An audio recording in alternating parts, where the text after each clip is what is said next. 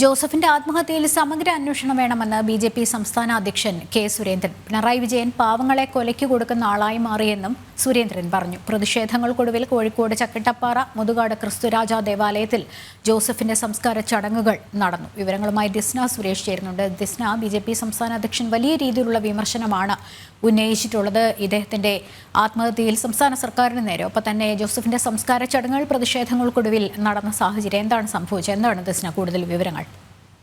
ലക്ഷ്മി, തീർച്ചയായും ക്ഷേമ പെൻഷനുകൾ അല്ലെങ്കിൽ ഭരണ തലപ്പത്തിരിക്കുന്ന അധികാരികളുടെ പദ്ധതികളടക്കം പാളിപ്പോകുന്നതിന്റെ ഏറ്റവും ഒടുവിലത്തെ ഉദാഹരണവുമായി ഇപ്പോൾ ജോസഫ് മാറിയിരിക്കുന്നു. കാരണം ഈ ജോസഫിന്റെ സംഭവം മലയാളിയെ ഒട്ടാകെ ഞെട്ടിച്ചൊരു സംഭവമായി മാറിയിരിക്കുകയാണ്.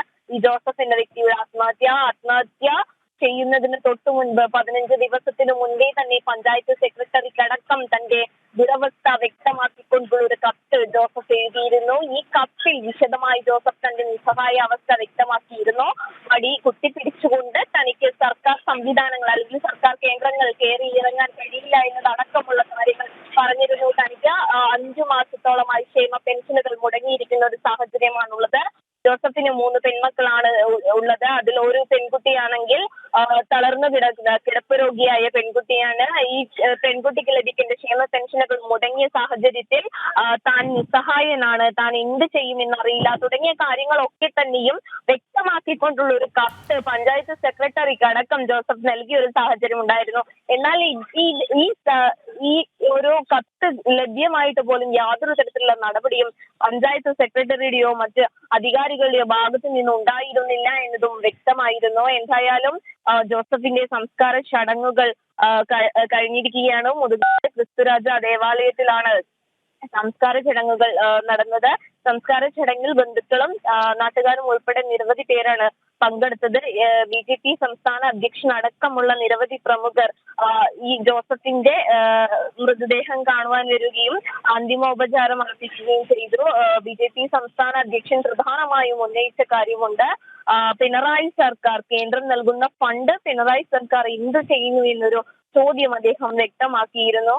മാത്രമല്ല 100 തൊഴിൽ ദിനങ്ങൾ കേന്ദ്ര സർക്കാർ നൽകുന്നതാണ്. ഈ തൊഴിൽ ദിനങ്ങൾ അടക്കമുള്ള തൊഴിൽ ദിനങ്ങൾ ശാശ്വതമായി ജനങ്ങളിൽ എത്തുന്നുണ്ടോ എന്നുള്ള കാര്യമൊക്കെ തന്നെയും സംസ്ഥാന സർക്കാർ പരിശോധിക്കേണ്ടതുണ്ട്. കേന്ദ്ര സർക്കാർ നൽകുന്ന ഫണ്ട് അത് സംസ്ഥാന സർക്കാർ എന്ത് ചെയ്യുന്നു എന്നൊരു ചോദ്യം ബി.ജെ.പി. സംസ്ഥാന അധ്യക്ഷൻ കെ. സുരേന്ദ്രൻ ചോദിച്ചിരുന്നു. ഇതൊക്കെ തന്നെയും വളരെ വ്യക്തമായ ഒരു ചോദ്യം തന്നെയാണ്. കേന്ദ്ര സർക്കാർ വിവിധ ആവശ്യങ്ങൾക്കായി ഫണ്ട് നൽകുന്നു.